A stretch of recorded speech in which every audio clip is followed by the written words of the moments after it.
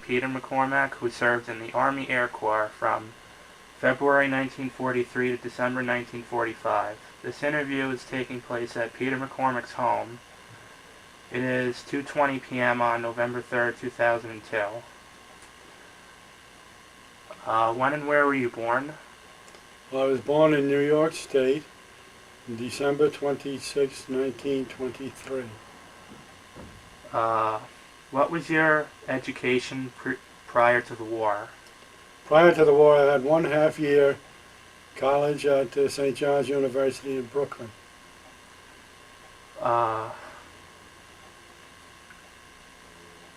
What was your occupation? Did you have an occupation? Not really. Job? I was working in a defense plant, just waiting to go into the service. So I just worked for a few months in a plant that was making aviation spark plugs. Oh, alright. How did you hear about Pearl Harbor? That happened on a Sunday afternoon. I was leaving the house to go to a football game, a local game in Ozone Park, New York. When it was broadcast over the radio that Pearl Harbor had been bombed. What was your reaction to it?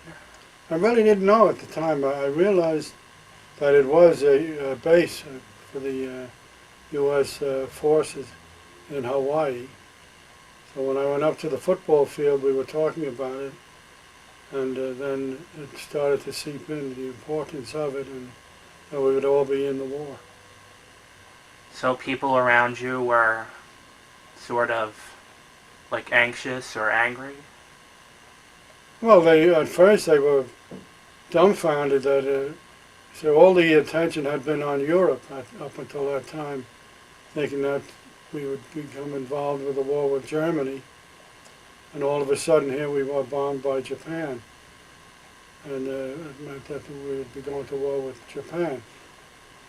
You never saw Japan as that much of a threat before? We You really saw didn't. Germany as the main threat? Not my group of people, Oh. because I had just come out of high school.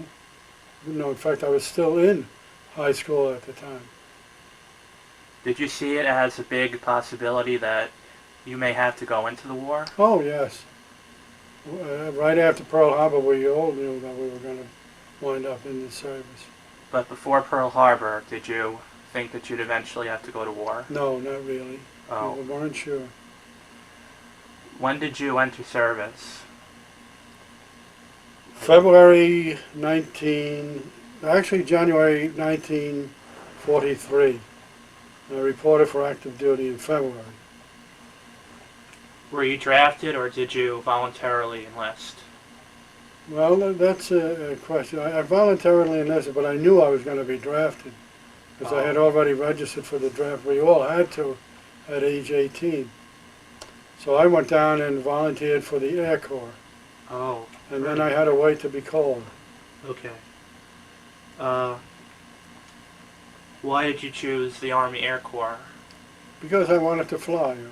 I really wanted to be a pilot. Oh. Where did you receive basic training? In Miami Beach, Florida. What were some of your feelings and some of your experiences during training? Well, during the basic training?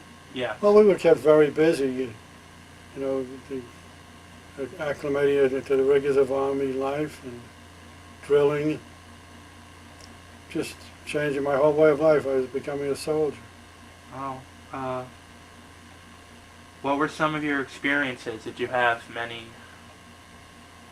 I mean, during basic training or Yes. after that? Well, basic training is a certain length of time, and they trained us to be soldiers and to think and act like soldiers. That is, to respond to commands and to exercise leadership where necessary. After basic training, I was sent to radio school, and I learned to be an aerial radio man. What was your specific training? Well, see, basic training, as I said, is just to acclimate you to military life. It was after basic training I went to various training schools, like radio school, Oh, then I went to gunnery school. In fact, they even sent me up to Amherst College for a semester in Massachusetts. what was your specific ship or unit assignment? Well, after going through the complete set of training, I became a bombardier navigator, and I flew B-24s and B-17s, and then finally B-29s. And it was a B-29 group that was assigned, that was designated to go to Okinawa. And the unit left in August of 1945 for Okinawa, and that was the very month the atom bomb was dropped, and it ended the war. So you were involved in the Pacific Theater, right? Since you were Well, going that's to where Okinawa. that's where we were assigned. Okay. But I also spent some time in the Caribbean theater. We were based in Cuba, and we were assigned there to do overwater flights. And while doing that, we were always on submarine patrol in the Atlantic. Oh, you were watching out for the German U-boats? Right. Okay. When you were in the Caribbean, did you have any action or in the Atlantic? You mean, did anybody fire at us, or did we fire at anyone else? No. Yeah. No? No. Okay. How did you feel about combat in general? Well, that's what we were training for. I fully expected to go into combat. Alright. Did you receive any awards or medals? Just the victory medal and the campaign medal for the Caribbean Where did you receive these medals? in Cuba, and after I was mustered out. Okay.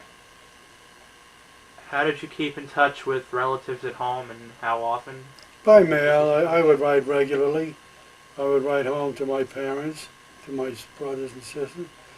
And then I had close friends who were in different branches of the service. I wrote to them, they wrote to me. You kept in touch often then? Yes, With people? Okay. I would write on the average of, say, every third or fourth day I'd write, and I would receive mail from home, usually every third or fourth day. What was the food like? Like lodging? What was all Well, that like? actually, when I went to basic training in Miami, I was lodged in a hotel, a Miami Beach hotel. The food was so-so, because we were eating out of mess kits on the beach. They didn't have the mess halls set up for us. But after I left Miami Beach, I was stationed in Scottsfield, Illinois, at radio school. The food there was very good. I had no complaints about the food. Did you have enough supplies? Like if you were to go on a mission, did you have enough supplies? Oh, yes.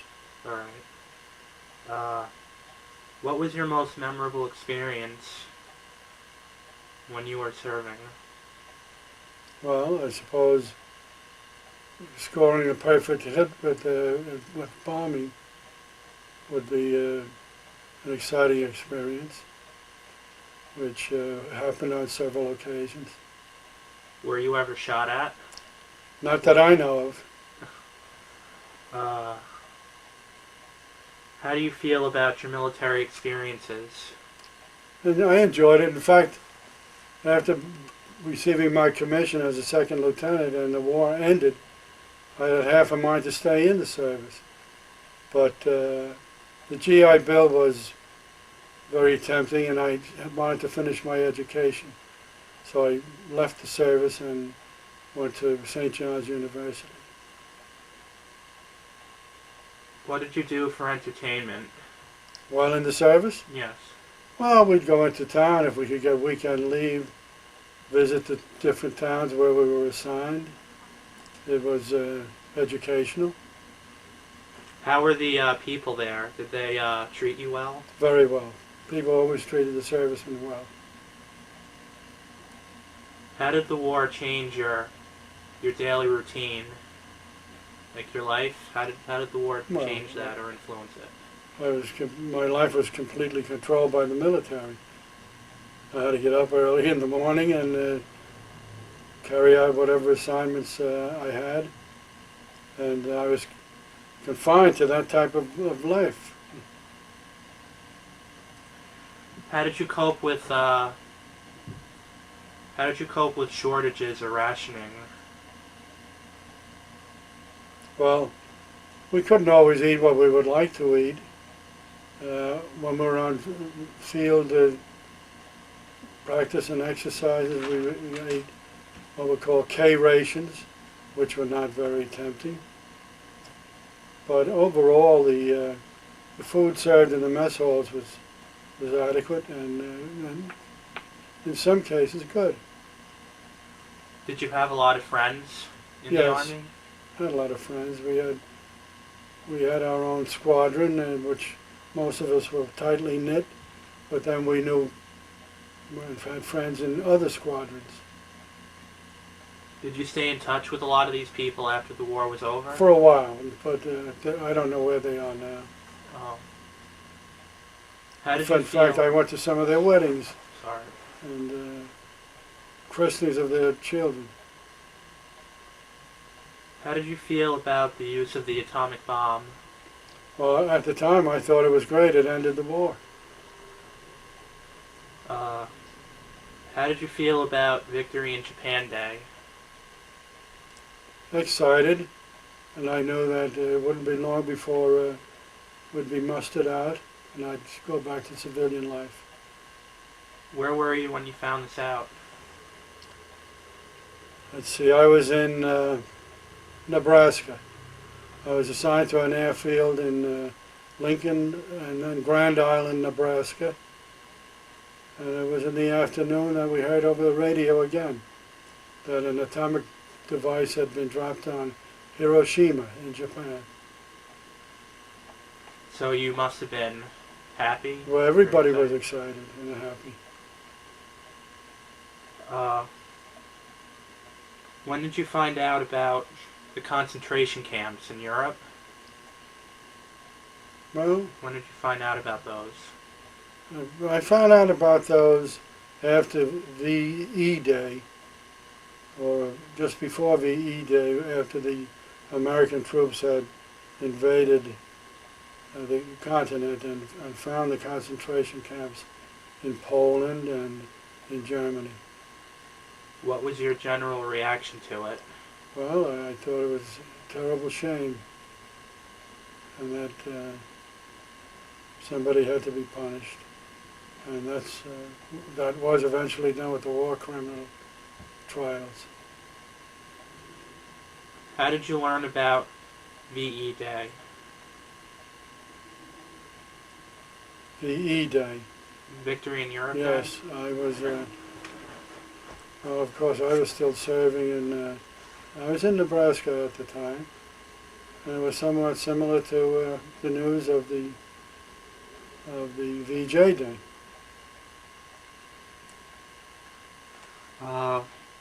What did you do when you arrived home?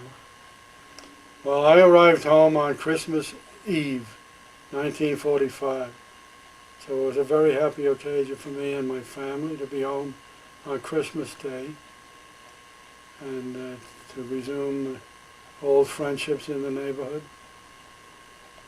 Were any of your brothers involved in the war? Or Yes, I had cousins? an older brother who was in the service at the same time I was, but he was mustered out for medical reasons. Then I had a younger brother who he served during the Korean War. What was your occupation after the war? Student and lifeguard. I supplemented my income by working as a lifeguard at Rockaway Beach and also for the New York City Board of Education. I became a certified swimming teacher and instructor. What did you eventually become? Well, after completing my education, I became an attorney. Okay.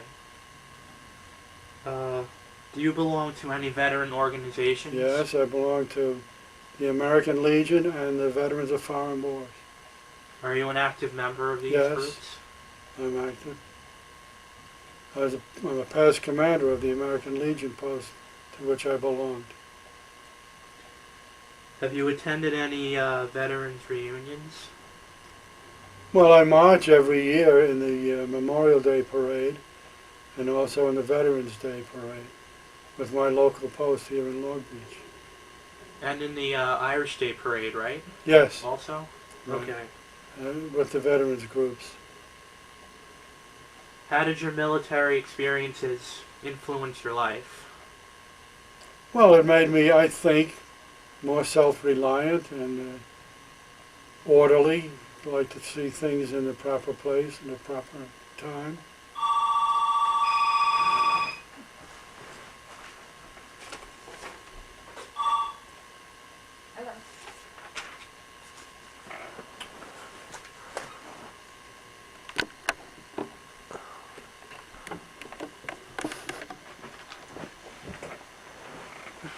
When you were in the war, when was the first time that you had to engage against enemy forces?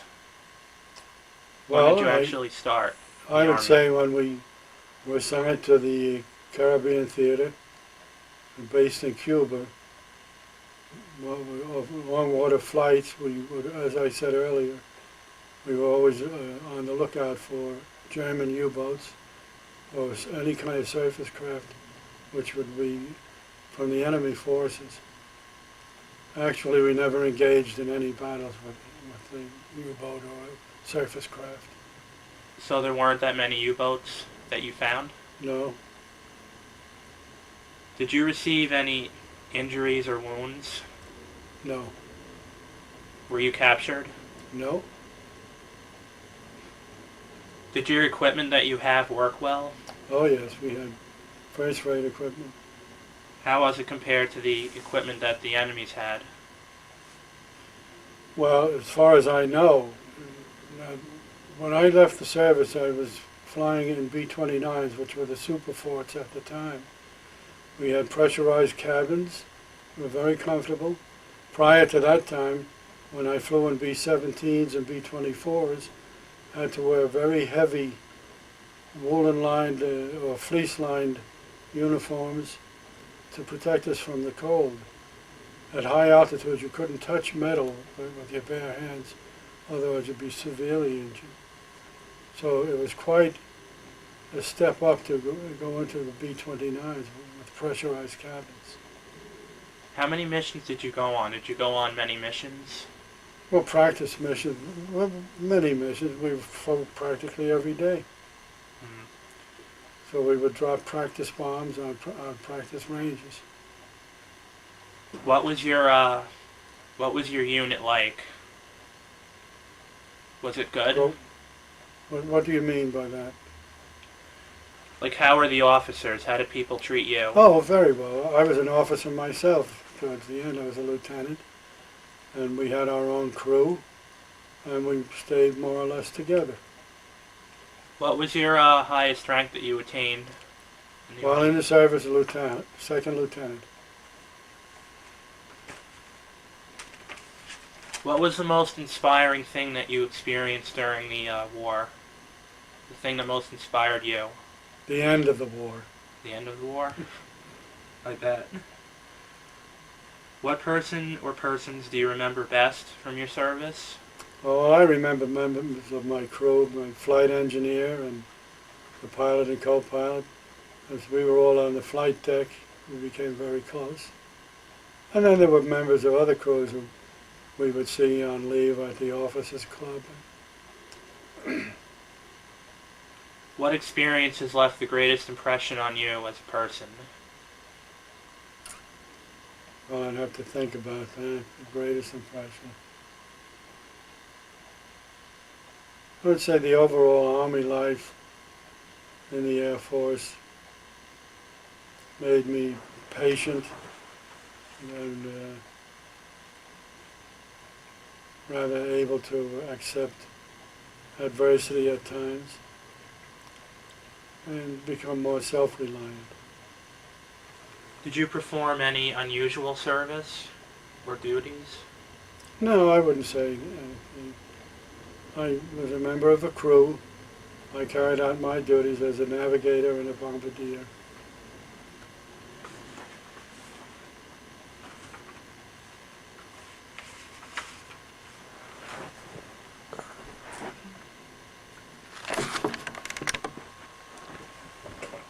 Is there anything additional that you would like to include or say about the war? Well, the war was very complete during those years. The whole entire world was at war. Wherever you looked, you would see young men in uniform. There was rationing and of gasoline and food. There was a blackout here on the East Coast. Everything was in darkness. So when the war ended, everything came alive again.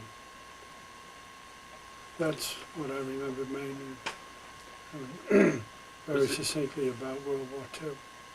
Was there a very celebratory atmosphere as you Yes. came home? There were a lot of parades and things like that? Right. A lot of happiness and jubilation. Did you go to any of those parades? Well, no, because they occurred mostly before I got home. Oh. When did you get home?